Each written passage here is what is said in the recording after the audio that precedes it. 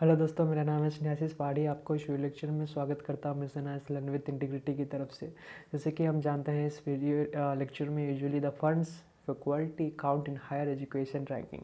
तो the new edition, जो कि न्यू एडिशन रिलीज हो चुका है, national institutional ranking framework highlight the huge gap between the best and the rest. ठीक है, तो फिर अगर एजुकेशन के बारे में हम डिस्कस करेंगे तो फिर जैसे कि हमारा देश में एजुकेशन सिस्टम जो होता है, एक ऑन गोइंग गवर्नेंस सिस्टम के माध्यम से होता है। जैसे क्यों मीन्स जो person who usually do not know how to speak in English, that person is been given and been forced to learn in English itself, because I even have adequate means I even have an experience on that my friends, my colleagues even do not know how to speak in English, but they even have talent, but they have failed in that aspect. So that's the reason why we have introduced, the government of India has also been introduced, that we will be introducing more and more languages, more and more regional language into the engineering field. Okay, so engineering field में जो होता है ना improvement, so national policy, national education policy के दौरान वो implementation हो चुका है। ठीक है, so this is the new trending technology, this is the new trending policy which usually governs each and every children in they usually want to produce what they have the talent in themselves. Okay, so this all about the 6th edition of National Institutional Ranking Framework, or we can say that NIRF. very important concept in respect to mains.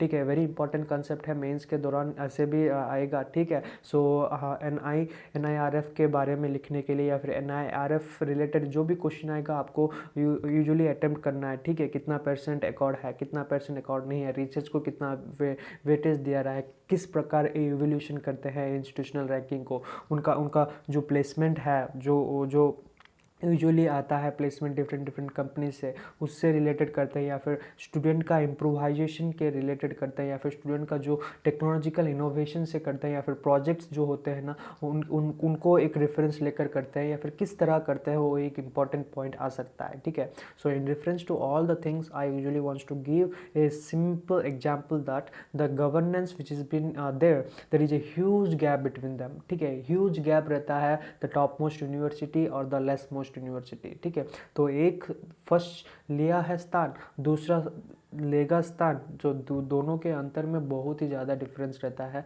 अगर देखेंगे तो national institutional ranking framework में। ठीक है, तो on the basic of merits, so जैसे कि मैं बोला मेरिट्स का मतलब क्या है, यूजुअली एक यूनिवर्सिटी में, एक कॉलेज में, एक इंस्टीट्यूशन में कितना ज़्यादा लोग यूजुअली पास आउट होते हैं with a well success ratio. ठीक है, सक्सेस रेशियो के ऊपर डिपेंड होता है मेरिट्स। सक्सेस रेशियो किस प्रकार डिपेंड होता है, the number of research paper, the number of professional institute, the number of professor who is been included. So इन सभी को लेकर एक क्राइटेरिया बना जाता है, एक ब्लूप्रिंट बना जाता है, एक रोड मैप बना जाता है। उससे क्या होता है, फ़ायदा होता है या फिर मेरिट्स और डिमेरिट्स यूजुअली निकलता है। On salary and research, so on salary and research के बारे में जब डिस्कस करते हैं, NIRF does not disclose data total number of teachers, but among the few statistics that it is reported include the total expenditure on the salary of teaching and non teaching staff bunch to together. ठीक है, अगर salary के बारे में ही हम discuss करते हैं, usually there is no such data that based upon salary we will be ranking the institutional ranking. So NIRF does not have been included,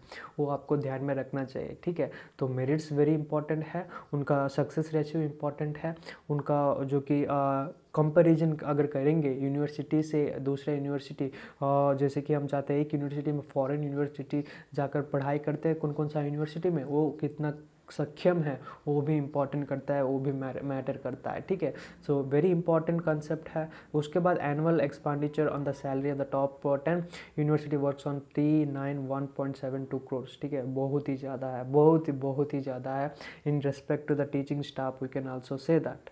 सो इस प्रकार आप पर देखेंगे तो education policy, educational implementation and educational ranking, वो अच्छा है या फिर अच्छा नहीं है, आपको कमेंट बॉक्स में कमेंट करके बताना है कि whether we have to give an social impact that we should have to know and we should have to do educational reform. अगर एजुकेशनल के बारे में रिफॉर्म करना चाहते हो तो फिर कितना गैप रहना चाहिए या फिर कितना अंतर रहना चाहिए एक यूनिवर्सिटी दूसरा university in respective prior respective to the ranking system और the framework, we can also say that. So अगर देखेंगे तो इंडिया एक डेमोक्रेटिक कंट्री है जिसमें ज़्यादा से ज़्यादा स्टूडेंट जो होते हैं ना, जैसे कि गांव में जो भी रहते हैं usually, they usually study up to 10th, then after they usually go for army. ठीक है, आर्मी के लिए वो बहुत ही काबिल रखकर चलते हैं उनके अचीव करने में and उनका ड्रीम्स अचीव करने में। ठीक है, तो एक ब्लूप्रिंट अगर देखें, उनका रोड मैप अगर देखेंगे तो वो अनसक्सेसफुल बन जाते हैं। ठीक है, some are getting successful and some are getting not been getting successful. There is, and if the education system is like that, then we should have to make an awareness that there is lot of opportunity, there are n number of opportunities in different fields. Then we should have to go for that, we should have to stick for that, and we have to do our best, we have to give our best. To give our best, we need to work hard, we need to work smart. So when we will be working smart, whenever we are going to increase the national institute ranking, our own university, ठीक है, जब हम हमारा own university को हम एक बढ़ावा देंगे, एक प्रायोरिटी देंगे, तो फिर तो ही होगा, राइट, नेशनल इंस्टीट्यूशनल रैंकिंग में हमारा यूनिवर्सिटी बहुत ही ज़्यादा मात्रा में आएगा। So this is how the actual scenario will be should be created, that such that there will not be any huge gap between the best and the rest. Okay, so इस प्रकार मैं आपका कुछ समय लिया हूँ। ठीक है, तो फिर आशा करता हूँ कि आपको कुछ अच्छा लगा, इन्फॉर्मेशन फैक्ट्स।